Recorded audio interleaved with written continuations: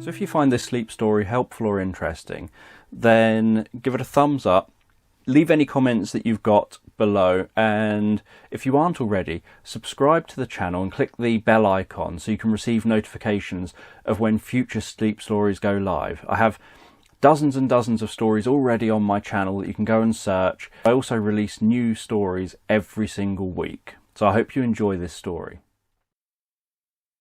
So as you take a moment to begin to comfortably drift asleep, I don't know whether you'll fall asleep faster to the sound of my voice or to the spaces between my words.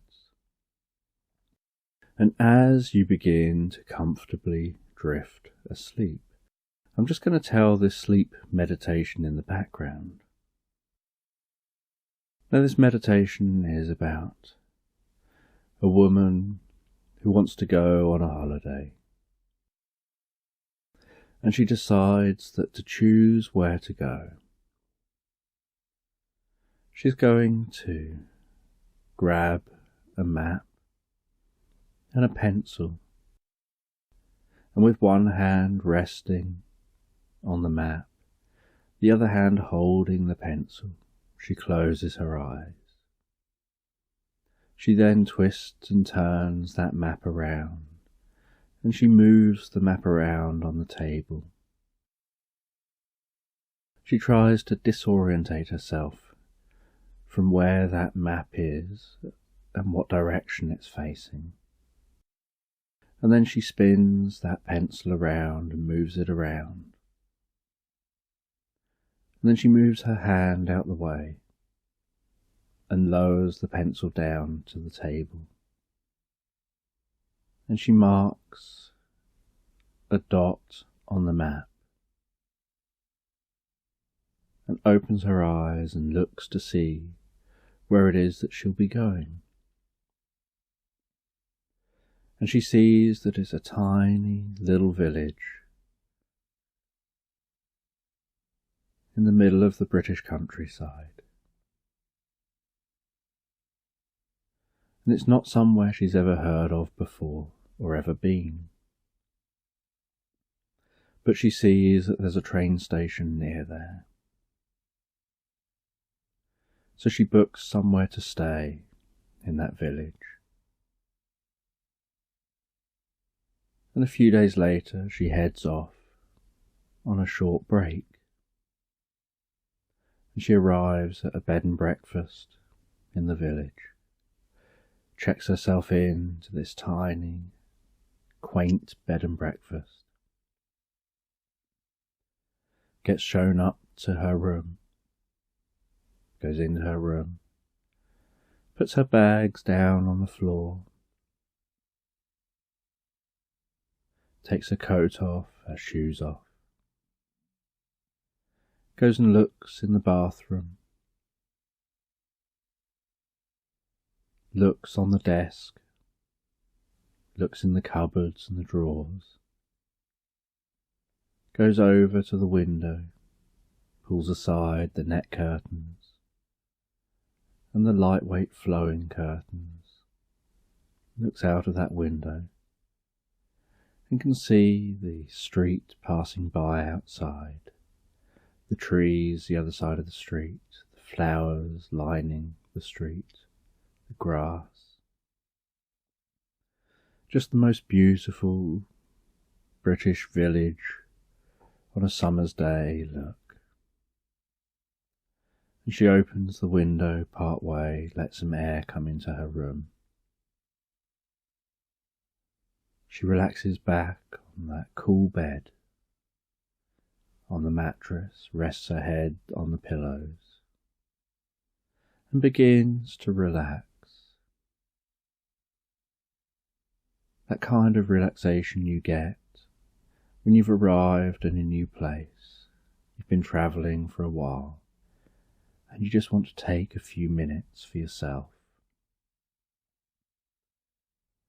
And she just listens to the silence, to the sounds of birds outside, the sound of the breeze blowing through the window, gazing over, noticing the way the White curtains just wave in that breeze, just gently move in the breeze.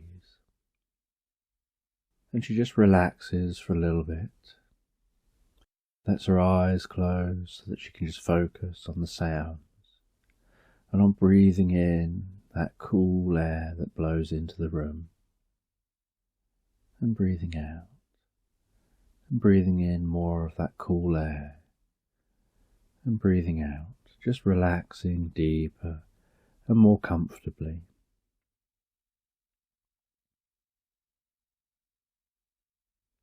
And then after a while she decides to go explore. So she leaves the bed and breakfast, she heads out into the street, walking down the garden path of the bed and breakfast, walking along the street, that smell of the beautiful summer's flowers, the bees, the butterflies, the sounds of birds, the sights of birds darting into trees, flying overhead, of swifts and other birds, just the sounds of so many songbirds,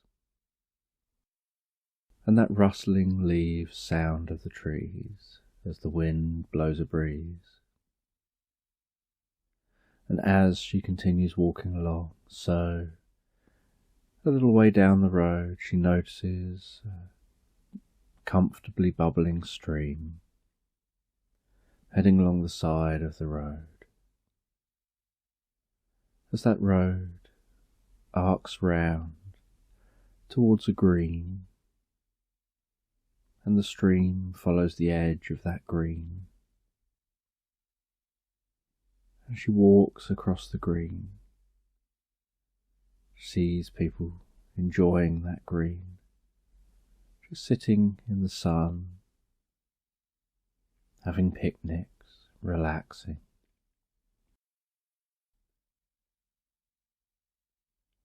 On the other side of the green, there's a little monument in a square, with some road heading around it, which leads on into a cobbled street that's for pedestrians only, which seems like this is the high street of this village. And she walks into that high street and notices how quaint and how old-fashioned everything looks.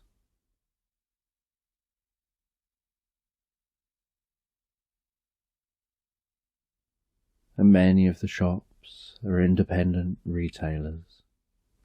So she walks past the shop, popping in to the occasional shop that interests her, stopping at an independent coffee shop, heading into that coffee shop, smelling the smells in that shop, the sounds of drinks being made, the murmur of the people in the background, sitting at tables enjoying their drinks. She gets herself a drink, takes it outside and sits at one of the tables outside in the street, and relaxes and drinks her drink while watching the world go by.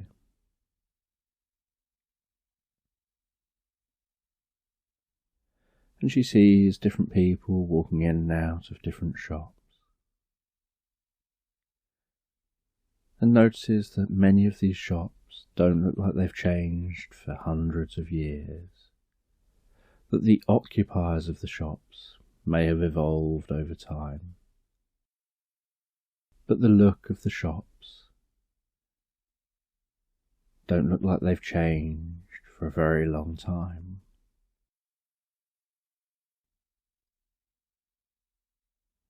And she feels to herself that this is a nice touch, that so often progress happens.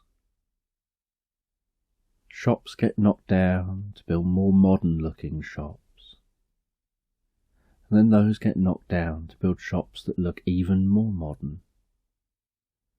And then everything looks the same, looks all generic, and looks very boxy.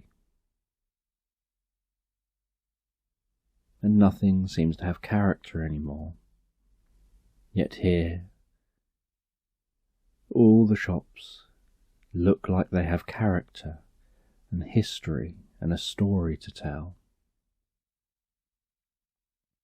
And after drinking her drink, she continues to wander down the street to look in different shops. And she sees a second-hand vintage shop and notices the sign above the door saying that this was first a clothes shop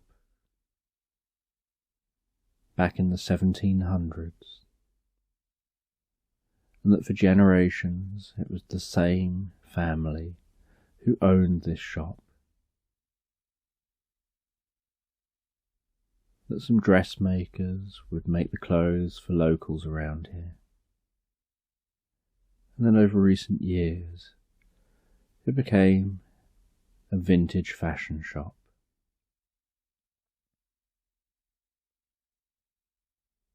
Trying to move away from fast fashion, trying to give people an alternative,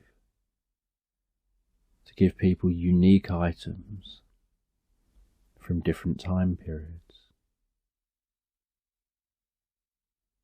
And she walked into that shop, chiming a bell as the door opened, and that bell chiming as the door closed behind her.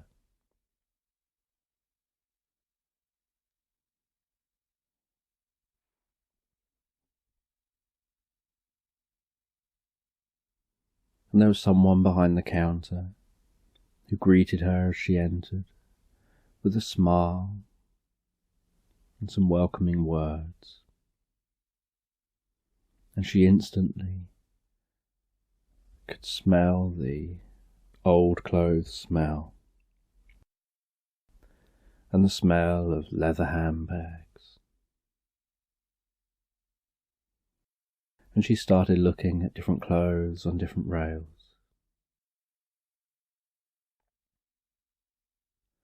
And decided that she wanted to try a selection of items on. She didn't know what she would buy or not just yet. She enjoyed trying things on and seeing what kind of things suited her, always looking for something she would never have guessed would suit her. So she picked up a selection of clothes and headed to the back of the shop to find the changing rooms. And all of the changing rooms just had curtains across them, and they all seemed to be occupied. And the one at the corner had its curtain drawn and had a notice hung on it saying not in use. And she wondered why it wasn't in use, so she peered inside there. And it seemed perfectly fine to her. There was a bench in there, there was a mirror in there. There didn't seem to be anything wrong in there. So she thought to herself, she'll just remove that notice a minute and just pop in there, try on these few bits. That it's probably not really any kind of an issue. And so she went into that changing room and changed into her first item, which was trying on a 1970s leather biker jacket.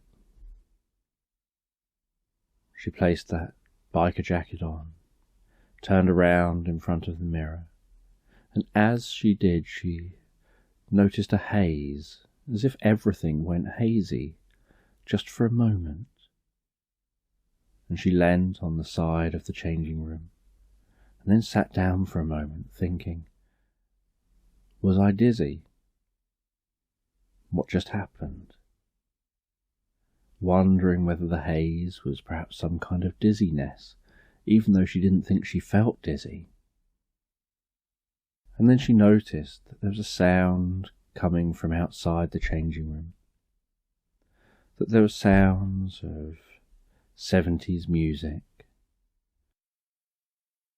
and it sounded like it suddenly got busier.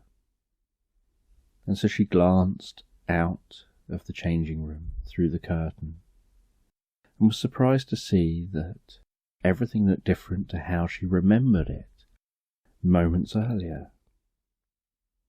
And she tried to work out in her mind whether things were different. Maybe it was like she can see, and she just didn't notice. And it was a bit confusing for her. But she assumed that maybe she just hadn't paid as much attention as she thought she paid when walking through the shop.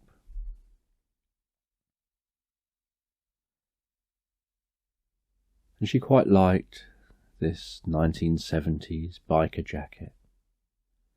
She liked how fitted it was. She quite liked the smell of this old leather jacket. And she decided to try on the next item. So she took that biker jacket off. She put a 1950s dress over her head, squeezed it down her body, shook her hips a bit as she pulled it down her waist. And as she looked in the mirror, she loved the way it seemed to flare out. And she turned around in front of the mirror. And as she did again, everything seemed to go hazy. And then suddenly she could hear the sound of rock and roll. She wondered whether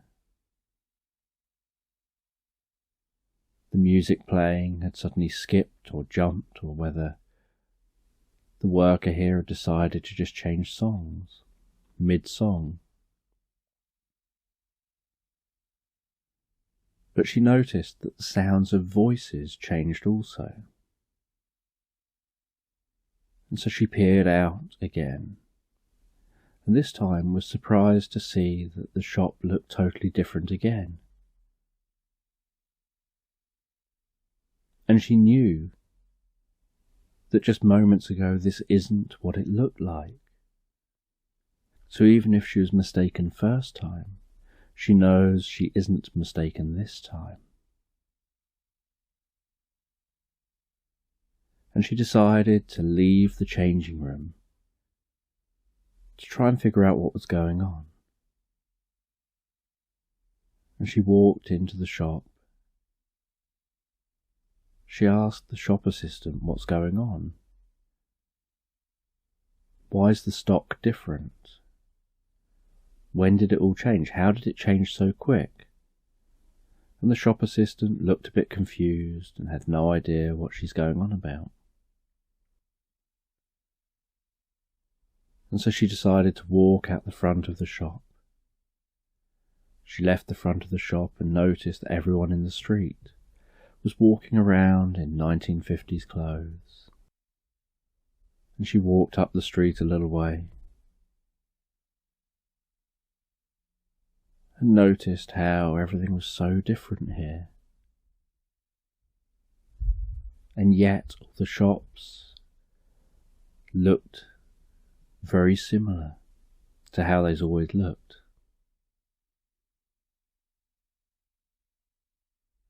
And she went back into the shop, and she wanted to try something out. Went back to the changing room, took off that dress. And she'd got a really, really old, heavy, multi-layered item of clothing. And she put that on and did that up. And it took her a while to get into it. And it had a built-in corset. And she did the best she could at doing that up, making it look how she felt it was supposed to look. and this one felt so much heavier and restrictive. But she quite liked the poofy bottom of it, the way it all furled out.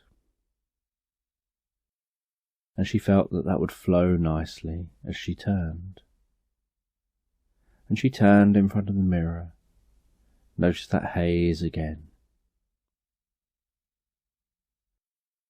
And this time she didn't even give time to think about whether the sounds had changed. She then just walked straight out of the changing room, saw that everything was different again, walked straight out of the shop onto the street,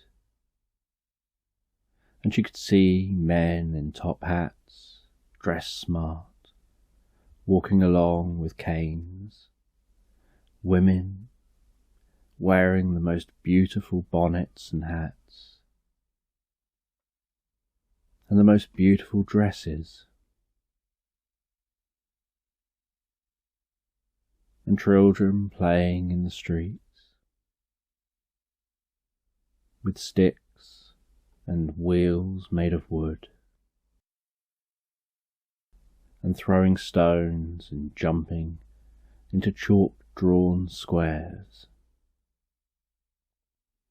And then she could hear what sounded like a horse and cart, and she noticed those horse and cart travelling up and down the cobbled street. There was people walking along, cleaning the street with shovels and wheelbarrows. She walked to the end of the street and could see that everything just looked slightly different. There were some spaces where she remembers there being properties, and there were some properties where she remembers there being spaces. And she went to the green and noticed that the green was still in use, but people were all dressed differently. Everyone seemed so much smarter here in the way they dressed. And she realised that somehow this changing room seemed to have the ability to transport people through time based on the type of clothing they wear. When she wore that 70s jacket, she found herself in the 70s. When she wore the 50s dress, she found herself in the 50s. And now she finds herself over 100 years earlier.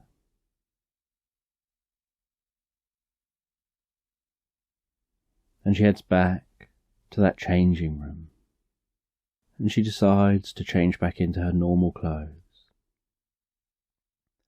She puts her clothes on, turns in front of the mirror, and she can hear different music again outside the changing room.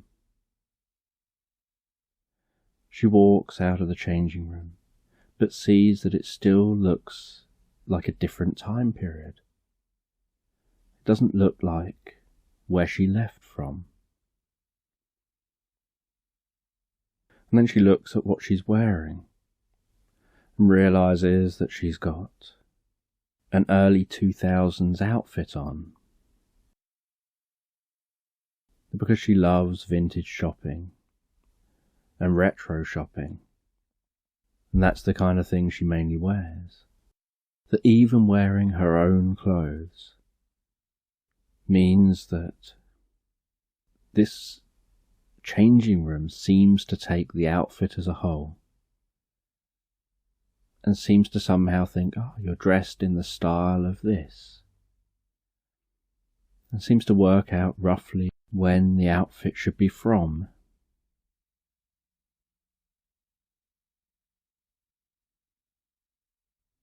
And she doesn't know quite what to do. And so she heads back into that changing room, sits down on the bench, wondering how she's going to get back to her normal time. She leaves the changing room, decides to talk to the worker in the shop. She asks the worker, "What's happening with this changing room?" And the worker says that that changing room has an out of order sign on it. She shouldn't be using it.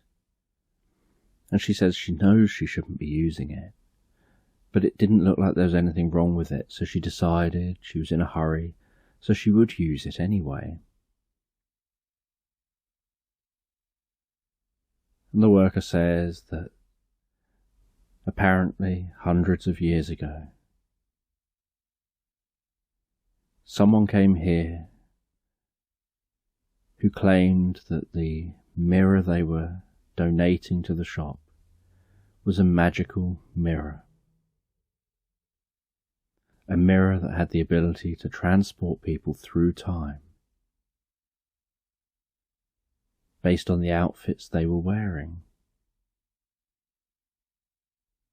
That the changing room itself, on the inside, would remain in whatever the time period is that person left from, for that person. But everything beyond the changing room becomes the time period as reflected in the mirror. The woman wondered how she was going to get back to her normal time and asked. And they said the only way to get back to your normal time is to wear clothes from your time. And then the mirror will reflect that back, and you'll be back at the time period you started. And the woman asked, "Why have you still got that changing room? And why just an out of order notice if you know that it does this?"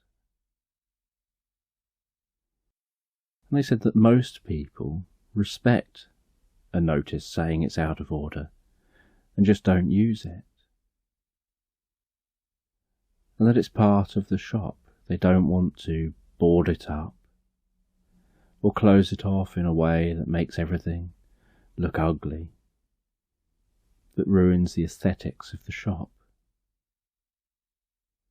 And they don't want to disassemble it. That it's in the contract for everyone who uses the shop, that it all stays as is. And the woman heads back into that changing room, sits down on the bench wondering how she's going to transport herself back to the present. That her clothes she was wearing in the present were early 2000s clothes. And as she thinks to herself, she realises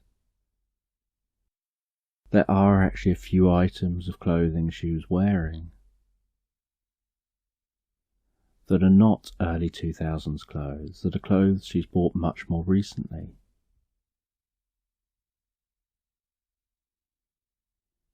And she thought it was a ridiculous idea, but she would try it anyway. So the only 3 items of clothing that were from the present time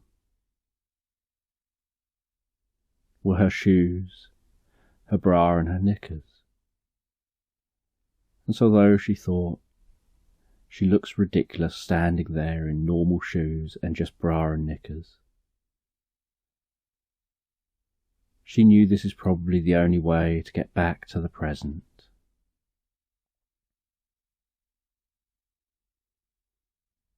And so she stood there, she spun around in front of that mirror, noticed the haze form around her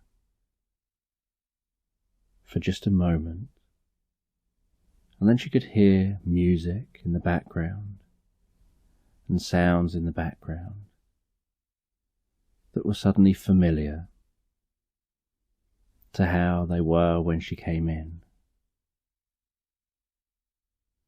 And she got changed back fully into her normal clothes, decided she wasn't going to do a twirl this time, and she backed out of the changing room, carrying all the clothes she tried on. She put the out-of-order notice back up. She went to the counter. She bought the 70s leather jacket and the 50s dress. She thought they'd make a good mix together. And she wondered to herself what time period she would end up in if she wore both of those together. But she wasn't willing to go back in and try that again. But she found it very interesting that someone could. And that as long as you know what to expect, you could be prepared to make sure that you enter that changing room with clothes that you've got that are recent, so that you've got something to change back into at the end that takes you back to where you started. And she spoke to the member of staff, explained her experience she just had. The member of staff said that from time to time she likes to use that out-of-order changing room to explore different time periods, that after hours she'll lock up the shop, she'll find an outfit to wear. She might dress in 1950s gear, or 1970s gear, or 1960s, whatever time period she fancies visiting. She'll then go into that changing room, change into that clothes, twirl in front of the mirror. And she spoke about some of the adventures she's had, finding herself in the past, and how you're totally in the past. That it's not just immediately outside the shop that's changed. You are entirely in the past. And she's been to parties in the 50s, in the 60s, in the 70s, in the 80s. That she's been on steam trains, when steam trains were just common and easy to jump on and travel on. That she's had so many experiences, and that she's curious how far back it goes. She said that she doesn't think the mirror works back any further than when the mirror was placed there. And she says that she wouldn't try even if it did, because before the shop was here, there was no changing room, and so she worries that if she exited the changing room at a time when there was no changing room, she doesn't know what will be there when she goes to go back into the changing room. But she quite likes travelling through time, and she knows previous members of staff have done the same, and is aware that maybe they should make it safer so that ordinary people don't accidentally start time travelling, in case they get trapped in the past and don't know how to get back to the present.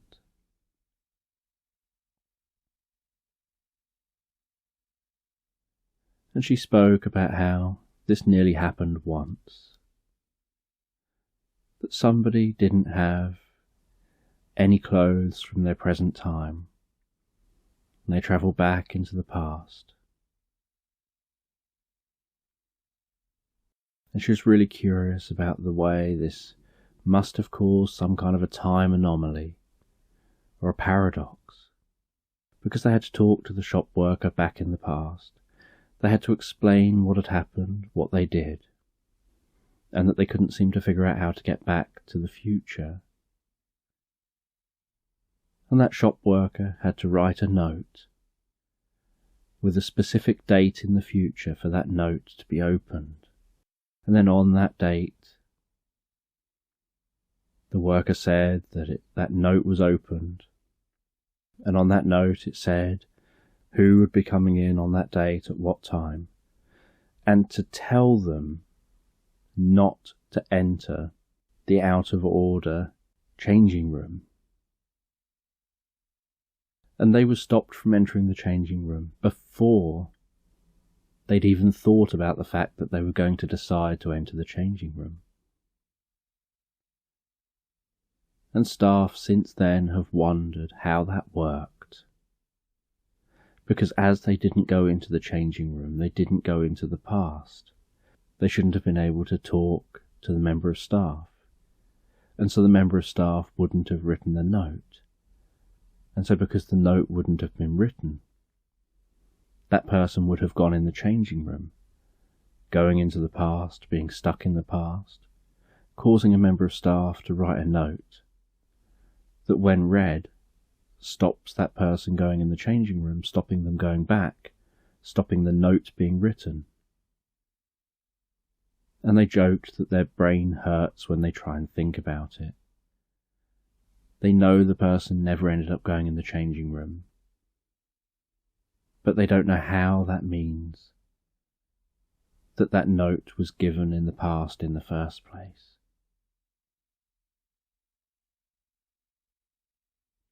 And so they try not to think about the paradoxes and what it all means.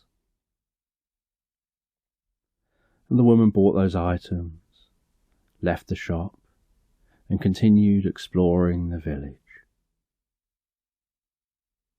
before heading back to that bed and breakfast, settling down for the night, having the most wonderful night's sleep, eating the most beautiful breakfast the next morning, exploring the countryside around the town that day.